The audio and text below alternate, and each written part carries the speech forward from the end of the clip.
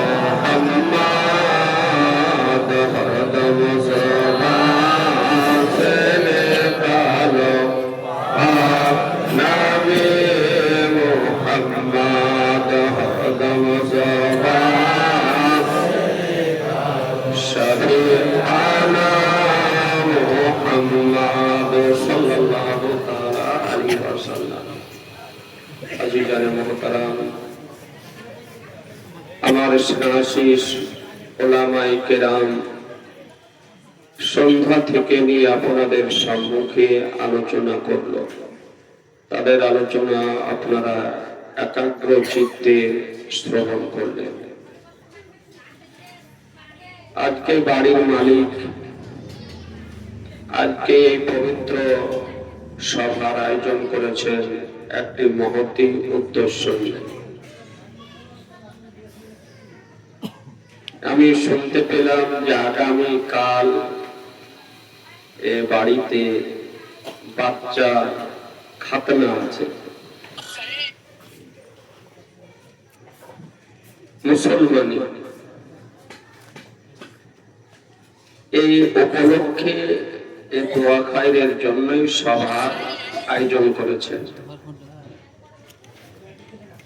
ব্রাদারান ইসলাম খুব সংক্ষিপ্ত আকারে স্বল্প সময়ের মধ্যে শীতের মধ্যে দু একটি বিষয় আলোচনা করে ইনশাআল্লাহ আমার আলোচনার সমাপ্তি ঘোষণা করব।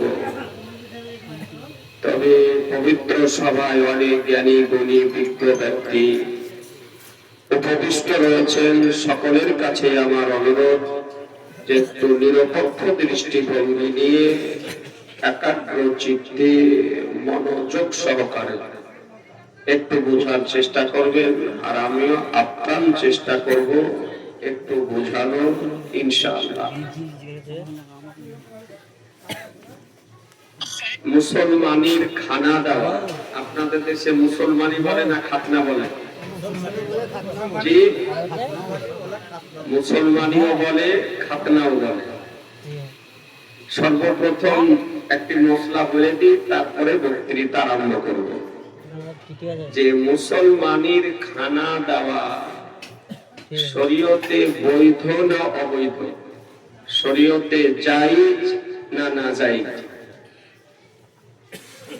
এই সম্পর্কে একটি ফতোয়া বর্ণিত হয়েছে। কিতাবটির নাম ফাতাওয়ায়ে ফায়জুর রাসূল, 2 খণ্ডে বিভক্ত, ভারতীয় প্রিন্ট,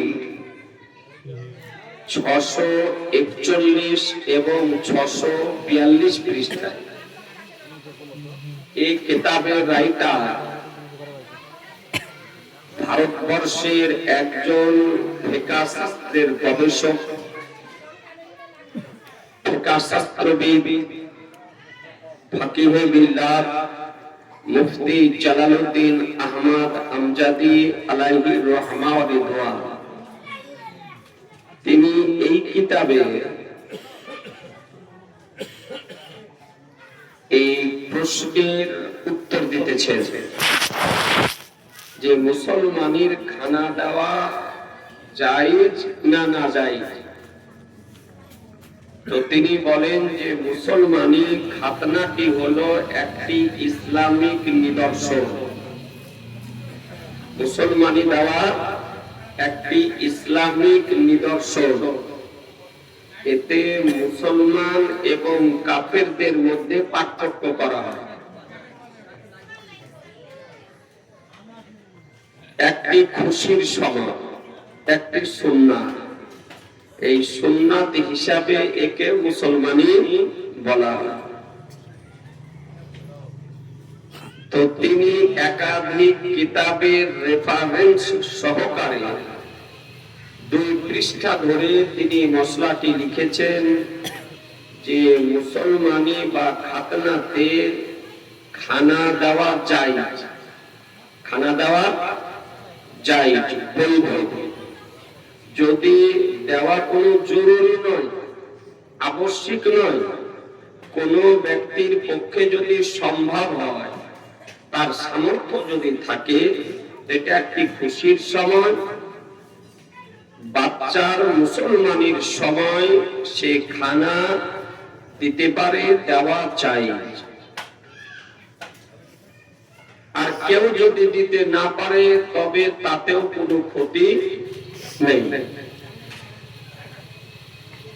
ফাতওয়ায়ে আলমগীরি ভারতবর্ষের কিতাব, যে কিতাবটি হানাফি মাযহাবের নির্ভরযোগ্য কিতাব, 6 খণ্ডে বিভক্ত।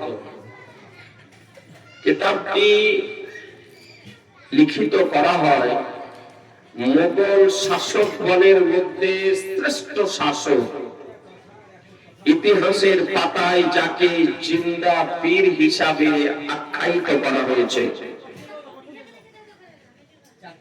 যার জীবনে কোনদিন তাহাজ্জুদের নামাজ কাজা হয়নি, যিনি একজন ইসলামিক সংস্কারক ছিলেন। তার সময়কালে, তারই নেতৃত্বে, তারই নিগরানিতে, তারই পৃষ্ঠপোষকতায় সেই সময়কালে 500 জন উচ্চাঙ্গে ফিকহ শাস্ত্রবিদকে একত্রিত করে রাজদরবারে রেখে দীর্ঘ সময় ধরে বিভিন্ন ফতোয়ার কিতাব হতে গুরুত্বপূর্ণ ফতোয়া সমূহকে সংগ্রহ করে একত্রিত করে ফাতওয়ায়ে আলমগীরি নাম দিয়ে প্রকাশ করা হয়। যে কিতাবটি প্রিন্টের মিস্টেক ছাড়া আজ পর্যন্ত কোন ভ্রান্ত মতবাদ পোষণকারীদের মধ্যে কিতাবটির ভুল ধরা সম্ভব হয়নি।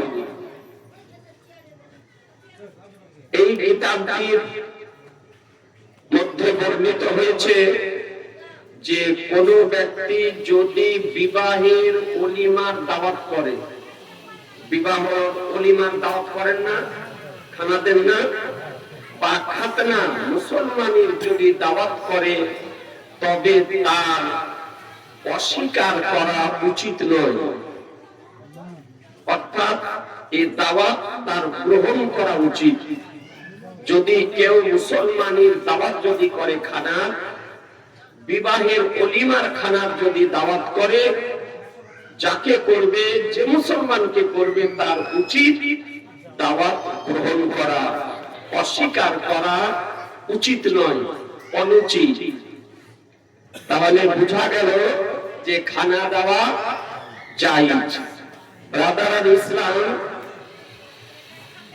আল আদাবুল মুফরাদ, এই হাদিসের কিতাব, কিতাবটি হাদিস শরীফ সংকলন করেছেন ইমাম বুখারী রাহমাতুল্লাহ আলাইহি।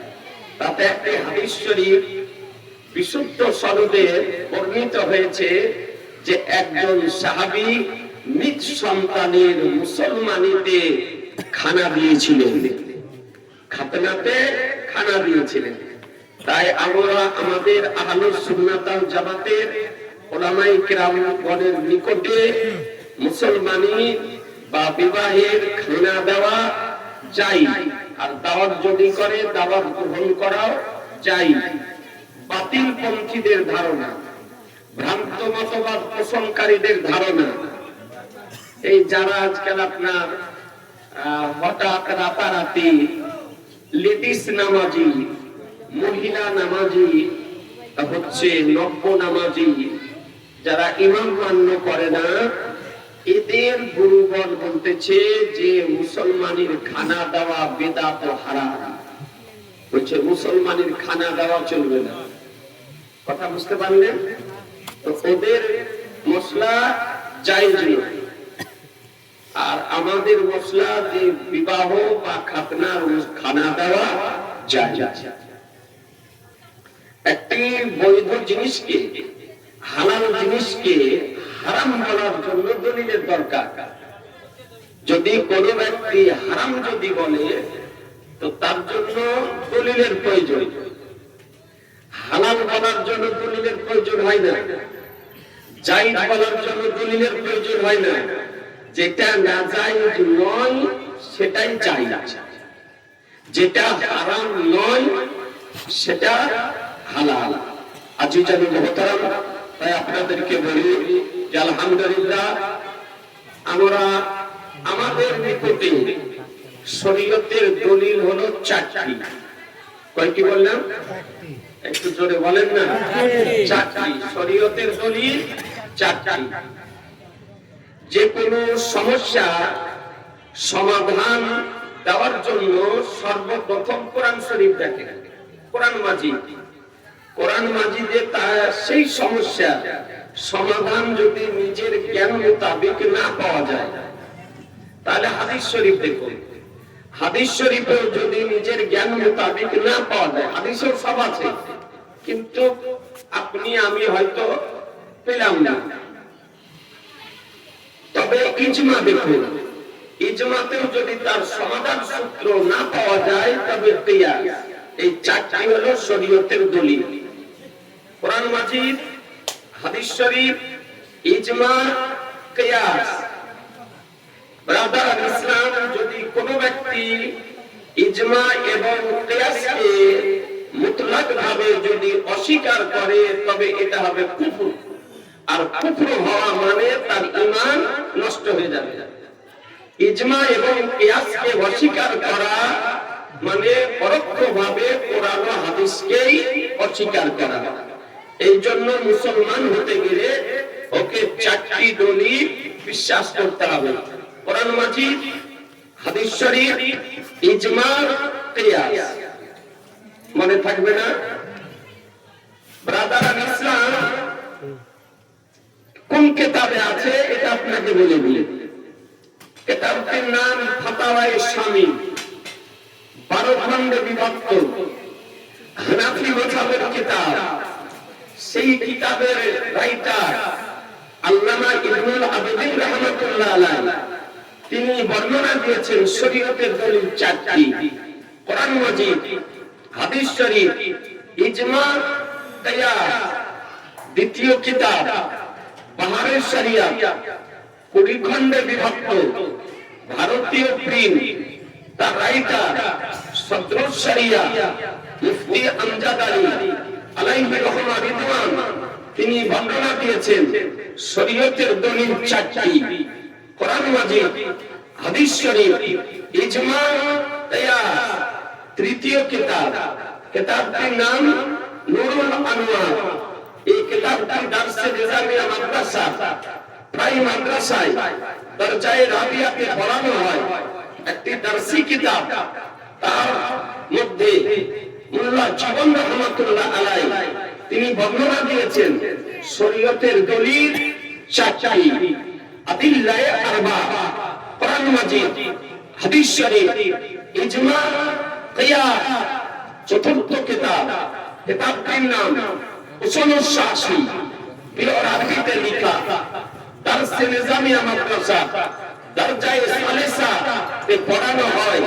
এই কিতাবটি ফার্স্ট পেজে লেখা আছে উসুলুল ফিকহ আরবাতুন, উসুলে ফিকহ হলো চারটি, কোরআন মাজিদ, হাদিস শরীফ, ইজমা, কিয়াস। এই জন্য ব্রাদার ইসলাম হানাফিদের নিকটে শরীয়তের দলিল চারটি, শাফিদের নিকটে শরীয়তের দলিল চারটি, মালিকিদের নিকটে শরীয়তের দলিল চারটি, হাম্বলীদের নিকটে শরীয়তের দলিল চারটি। তো আলহামদুলিল্লাহ আমরা শরীয়তের দলিল চারটি কে বিশ্বাস করি। মূল দলিল হলো কোরআন মাজিদ আর হাদিস শরীফ, আর কোরআন ও হাদিস থেকে প্রমাণিত ইজমা এবং কিয়াস। কোরআন শরীফ খোদার কালাম, অটুট বিধান, চিরন্তন, পূর্ণাঙ্গ, নির্ভুল, অতুলনীয়, উদাহরণহীন মহান গ্রন্থ মহান রব্বুল আলামিন দীর্ঘ 23 বছর ধরে মহানবী সাল্লাল্লাহু তাআলা আলাইহি ওয়াসাল্লামের উপরে অবতীর্ণ করেছেন। কত বছর বললেন? জোরে বলেন না একটু।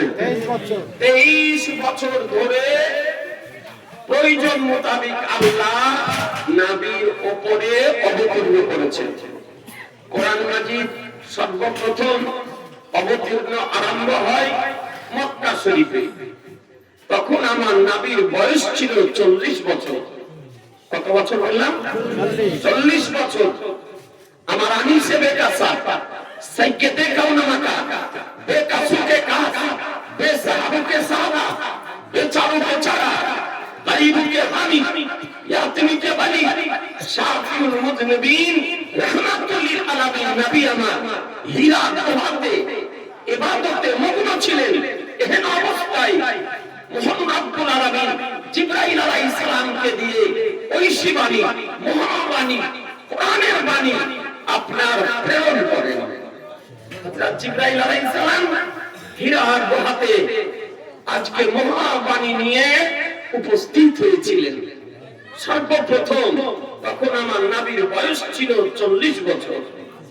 সেই দিন ছিল যেই দিন নবী আমার নবুয়ত ঘোষণা করেন, নবুয়ত প্রকাশ করেন। সেই দিন নবীর বয়স দিন ছিল আপনার সোমবারের দিন। দিন কি ছিল? সোমবারের দিন।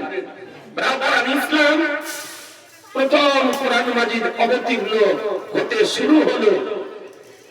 তো আমার নবী পাক সাহেবের আওলাদ সাল্লাল্লাহু তাআলা আলাইহি ওয়াসাল্লাম নবীর উপরে মক্কা শরীফে কোরআন মাজিদ অবতীর্ণ হয়েছে, আর মদিনা শরীফেও কোরআন মাজিদ অবতীর্ণ হয়েছে। আপনি কোরআন শরীফে দেখবেন কোন সূরার প্রথমে লেখা আছে মাক্কি, কোন সূরাকে বলা হয় মাদানী, কোন আয়াতকে বলা হয় মাক্কি, আর কোন আয়াতকে বলা হয় মাদানী। এর অর্থ অনেকে ভুল করে, ব্যাখ্যা দিতে গিয়ে, আলোচনা করতে গিয়ে ভুল ব্যাখ্যা দিয়ে থাকে। তারা বলে যে মক্কা শরীফে যে সূরা বা আয়াত অবতীর্ণ হয়েছে তাকে মাক্কি বলে, আর মদিনা শরীফে যে সূরা বা আয়াত অবতীর্ণ হয়েছে তাকে মাদানী বলে। এটা হচ্ছে ভুল তথ্য। আসল তথ্য কি? তো মুফাসসিরিনে কেরামগণ বলে যে নবী আমার হিজরত করেছিলেন, নবী আমার হিজরত করেছিলেন আল্লাহর নির্দেশে।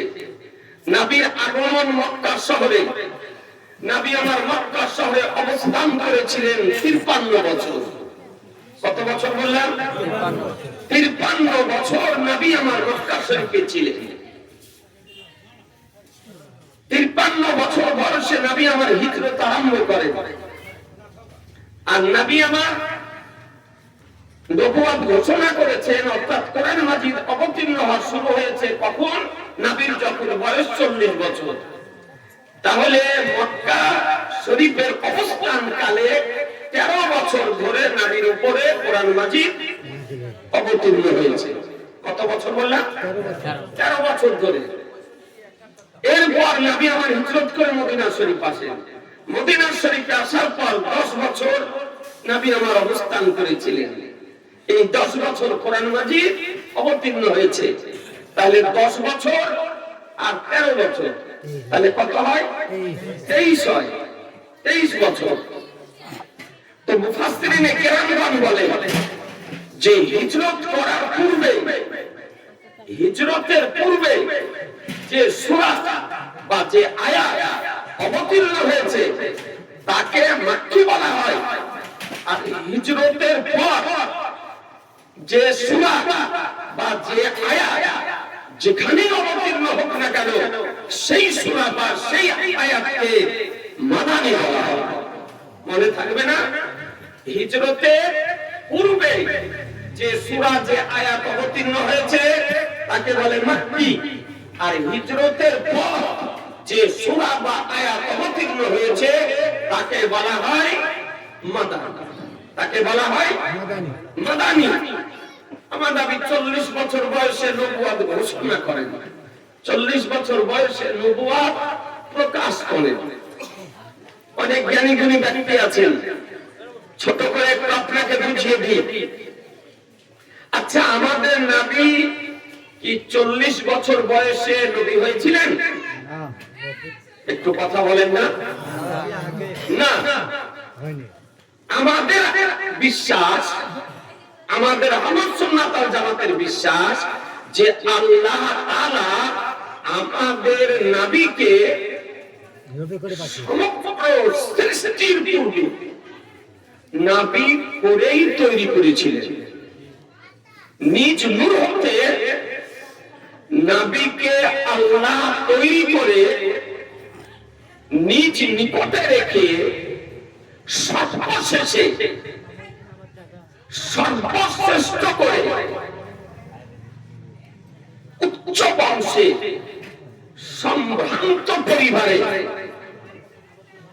মা আমিনা রাদিয়াল্লাহু তাআলা আনহার কোলে হযরত আব্দুল্লাহ রাদিয়াল্লাহু তাআলা এর গৃহে 12 রবিউল আউয়াল সুবহে সাদিকের সময় সোমবারের দিন আমাদের নবীকে আল্লাহ প্রেরণ করেন। আল্লাহ নবী করে তৈরি করেছিলেন আর নবী করেই পৃথিবীতে প্রেরণ করেছেন। কথা বোঝা গেল না? মনে থাকবে, প্রেমের শেপ রাখতে হবে যে আল্লাহ আমাদের নবীকে নবী করে তৈরি করেছিলেন এবং নবী করেই পৃথিবীতে প্রেরণ করেছেন। আর নবীর যখন বয়স 40 বছর তখন নবী নবুয়ত ঘোষণা করেছেন, প্রকাশ করেছেন। নবী হননি, নবী তো হয়ে এসেছেন, নবুয়ত প্রকাশ করেছেন। এটা সুন্নি জামাতের বিশ্বাস। আমাদের হানাফি, শাফি, মালিকি, হাম্বলি 4 মাযহাবের বিশ্বাস। বাতিল পন্থীদের আকীদা বা বিশ্বাস। বাতিল পন্থী কোন ভাই থাকলে রাগ করিয়েন না, আমরা একটু হক কথা বলা ব্যক্তি।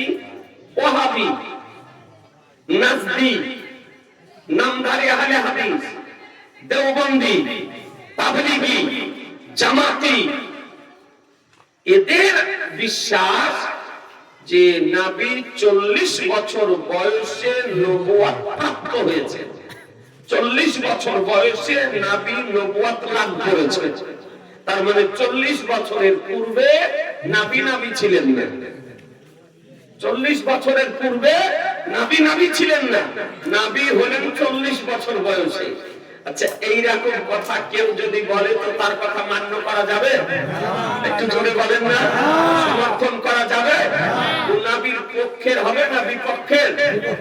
নবীর বিপক্ষের হবে। এ ব্রাদার, এই বাতিল দলগুলির বিশ্বাস যে 40 বছর বয়সে নবী হয়েছেন, 40 বছরের পূর্বে নবী ছিলেন না। প্রাপ্ত বা লাভ করা। আপনারা অনেক জ্ঞানী গুণী ব্যক্তি আছেন, প্রাপ্ত মানে পাওয়া, লাভ করা মানে পাওয়া। এ বেরাদারান ইসলাম আপনাদেরকে বলি জি না, নবী আমার, নবীর যে শান এটা ভ্রান্ত মতবাদ পোষণকারীগণ অনুধাবন করতে পারেনি, উপলব্ধি করতে পারেনি। তাই নবীর নবুয়ত সম্পর্কে এ অশোভনীয় শব্দ ব্যবহার করেছে, অশালীন মন্তব্য করেছে যে নবীকে আল্লাহ আজকে পৃথিবীর সৃষ্টির পূর্বে তৈরি করেছেন, যে নবীকে আল্লাহ পাহাড় পর্বত তৈরি করার পূর্বে তৈরি করেছেন, যে নবীকে আল্লাহ নদ নদী তৈরি করার পূর্বে আল্লাহ তৈরি করেছেন, যে নবীকে আল্লাহ ভূচর ভূচর সৃষ্টি করার পূর্বে আল্লাহ তৈরি করেছেন, যে নবীকে আল্লাহ আজকে মানবতা তৈরি করার পূর্বে তৈরি করেছেন, যে নবীকে আল্লাহ চন্দ্র সূর্য তৈরি করার পূর্বে নিজ নূর হতে নবীকে তৈরি করেছেন, যে নবীকে আল্লাহ সপ্তম আকাশ তৈরি করার পূর্বে নিজ নূর হতে তৈরি করেছেন, যে নবীকে আল্লাহ জান্নাত ও জাহান্নাম তৈরি করার পূর্বে নিজ নূর হতে তৈরি করেছেন। কথাই কসম খোদা, সমগ্র সৃষ্টি জগতের পূর্বে নিজ নূর হতে আমাদের নবীকে তৈরি করেছেন।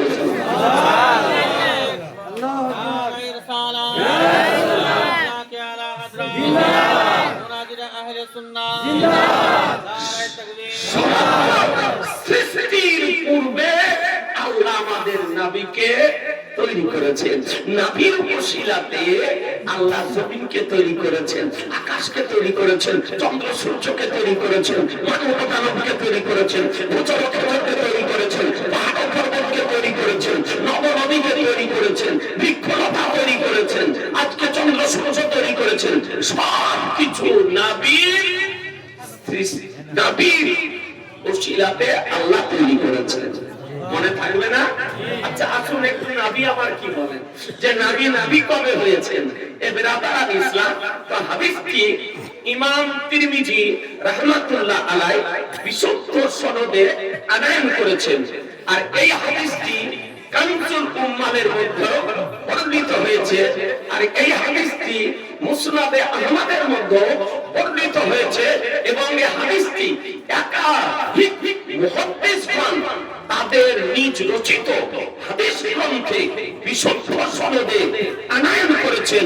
হাদিসের রাবী হযরত সাইয়্যিদুনা আবু হুরায়রা রাদিয়াল্লাহু তাআলা আনহু তিনি বর্ণনা দিতেছেন। ব্রাদার ইসলাম, আমার নবী পাক সাহেবে লাউলা সাল্লাল্লাহু তাআলা আলাইহি ওয়াসাল্লামকে সাহাবায়ে কিরামগণ জিজ্ঞাসা করেন, আরজ করেন, আবেদন করেন, নিবেদন করেন, জানতে চান, ইয়া রাসূলুল্লাহ মাতা ওয়াজাবাত লাকান নবুওয়াত, ইয়া নবী আল্লাহ আপনার জন্য নবুওয়াত কবে অবধারিত হয়েছে, আপনি নবী কবে হয়েছেন। সাহাবায়ে কেরামগণ জিজ্ঞাসা করতেছেন। তোমার রহমতুল লিল আলামিন পয়গম্বর আলিমে মাকানা আমাইয়াতের সংবাদদাতা পয়গম্বর নবী আমার সংবাদ দিতেছেন। ব্রাদার ইসলাম, নিজ সৃষ্টির সংবাদ নবী নিজেই দিয়েছেন। সুবহানাল্লাহ, নবী নিজেই দিয়েছেন যে কবে আমার নবীর জন্ম। এ ব্রাদার ইসলাম, আজকে আপনাদেরকে বলতে চাই, নবী আমার বলেন, শোনো,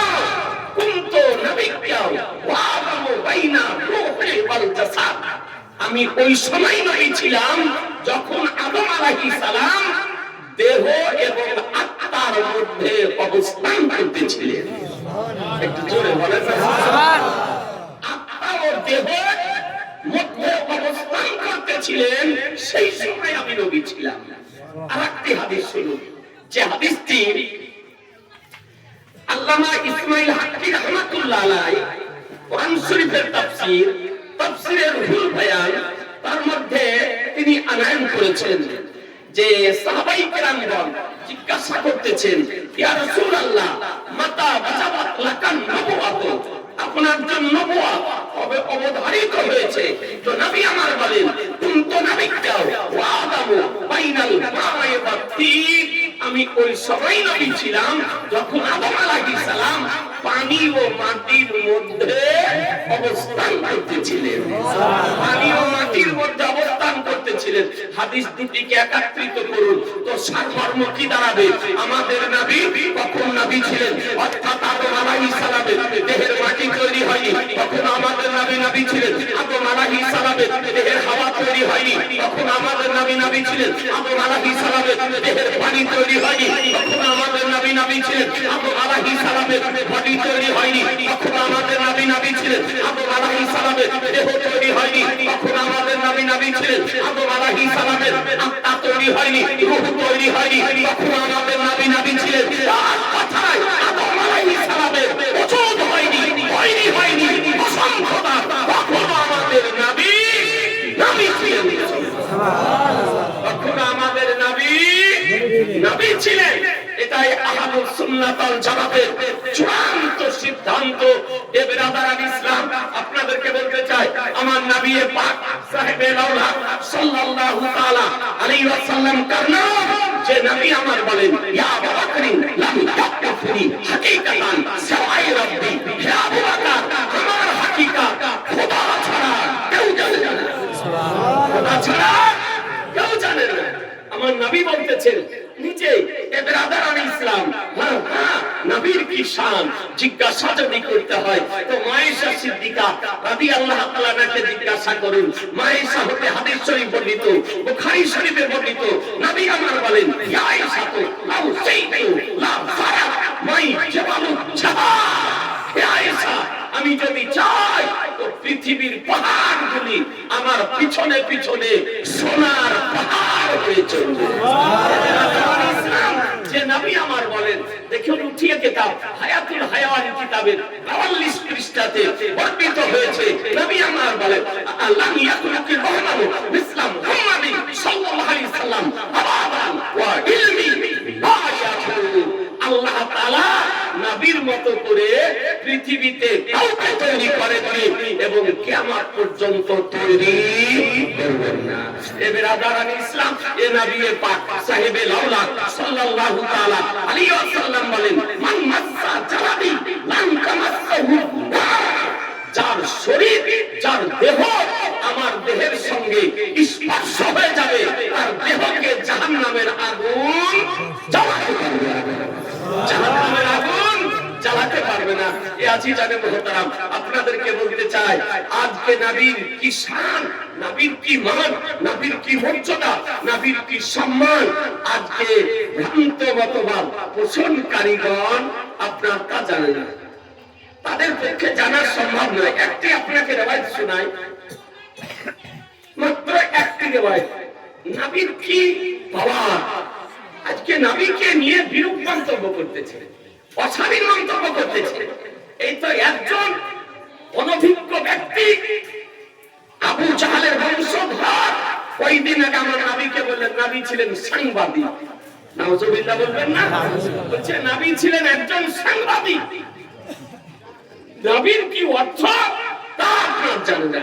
আপনি আল মানজিদ আরবি টু আরবি ডিকশনারি উঠে দেখুন, আর নবুয়ত শব্দের অর্থ হলো আল ইখবারু আনিল গায়ব, অর্থাৎ গায়বের সংবাদদাতা। নবুয়ত শব্দের অর্থ, আর নবী শব্দের অর্থ আল মুখবিরু আনিল গায়ব, গায়বের সংবাদদাতা। তারই নাম হলো গায়বের সংবাদদাতা। আর এই আপনার নবীকে আমার বলতেছে সাংবাদিক। এই তো কয়েকদিন পূর্বে ইংরেজি বাংলা মিশ্রিত করে ঠান্ডা মেজাজে মিষ্টি সুরে ছোট ছোট করে আলোচনা করে তথাকথিত আজহারি নবীকে আমার ইংরেজিতে বললো কাউবয়, অর্থাৎ রাখাল। বলুন মুসলমান, নবীকে যদি কাউবয় যদি বলা হয়, নবীকে যদি সাংবাদিক বলা হয়, নবীকে যদি নিরক্ষর যদি বলা হয়, নবীকে যদি আনখর যদি বলা হয়, নবীকে যদি আমাদের মতো মানব বলা হয়, মুসলমান থাকবে? একটু জোরে বলেন না, মুসলমান থাকবে না। যত বড়ই দাড়ি রাখুক, যত বড়ই পায়জামা পরুক, যত বড়ই পাঞ্জাবি পরুক, যত নামাজ পড়ুক, ও ব্যক্তিকে মুসলমান বলা যাবে না। এবার আদারান ইসলাম, একটু চিন্তা করে আপনি সোশ্যাল মিডিয়াতে, আপনি ইউটিউবে, ফেসবুকে কারো যদি বক্তব্য শুনেন তো যাচাই বাছাই করে আপনাকে বক্তব্য শুনতে হবে যে এ ব্যক্তিটি দেশি হোক বা বিদেশি, নবীর পক্ষের বক্তা না নবীর বিপক্ষের বক্তা। এ দেখে শুনতে হবে না, হবে না? জি, যদি না হয় তাহলে আপনার ঈমান নষ্ট হয়ে যাবে।